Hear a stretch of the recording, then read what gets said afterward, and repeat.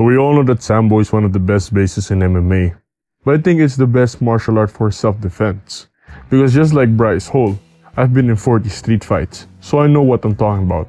But on the real note though, there are many forms of martial arts, and I will be comparing each one of them. But first, what is Combat Sambo? Combat Sambo is a martial art that originated in Russia, developed by the Soviet Union. Sambo was started by two Russians, Viktor and Vasily. They traveled to Japan and they learned judo. Judo is in a kimono top and kimono pants. And what these guys did, they said, hey, wouldn't this be better if we took our pants off? And that's the origins of Sambo. And there's nothing wrong with that. People think it's a bit weird, but it's a Russian thing.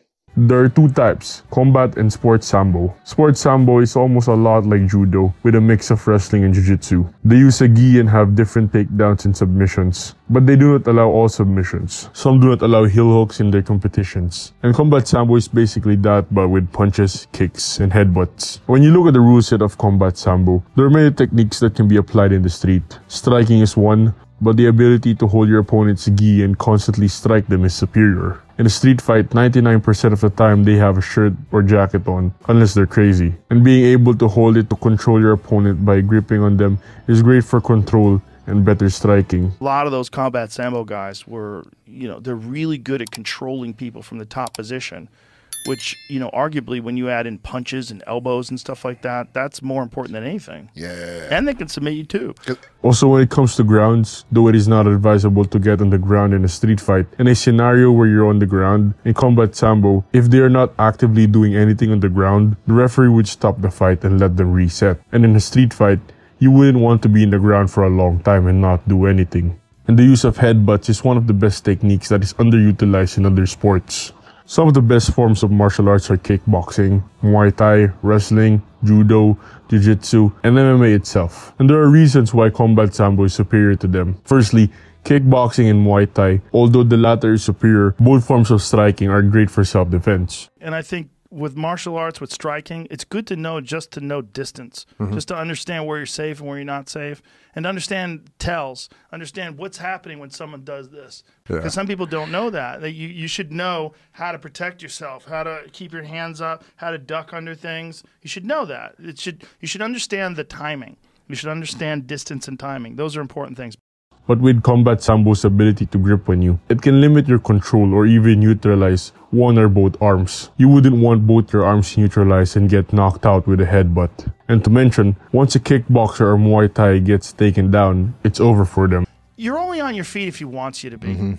Like, you good luck throwing that punch or kick, because you have no chance. He's going to close the distance and drag you to the ground. Wrestling is great, but it lacks the ability to submit your opponent. And people might start commenting that once you get taken down, they won't submit you. They'll beat you up in a good old-fashioned ground and pound, which is very true. But even if the Sambo guy was in bottom position, just like a jiu-jitsu athlete with the gi on, they can control you with your clothing, eliminating your ability to posture up and pound them. And with Sambo's submission techniques, they can easily choke out a wrestler. Judo is great. Joe Rogan said that it's the best form of self-defense. What judo as well, especially in a cold climate, if you get someone who's got like a heavy winter jacket on, my God, like judo is an incredible plus concrete. That's the worst place to be, with a heavy winter jacket with a judo specialist and you're standing up with them. Oh my God.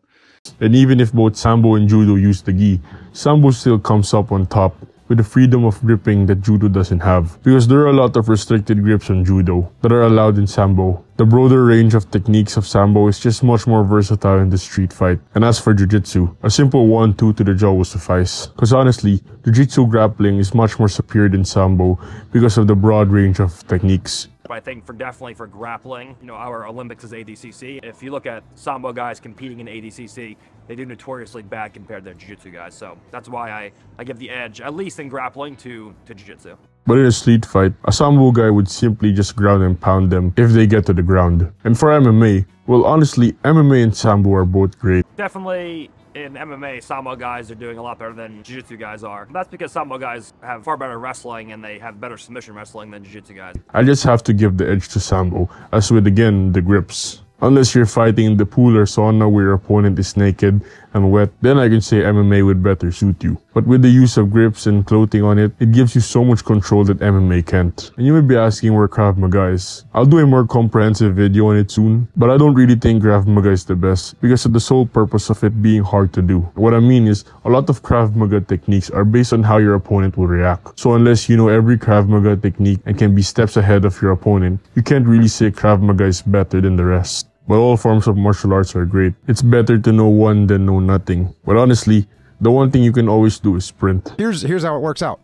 If you come to me and you want to fight me and you like square off like in a boxing stance, I can run away from you.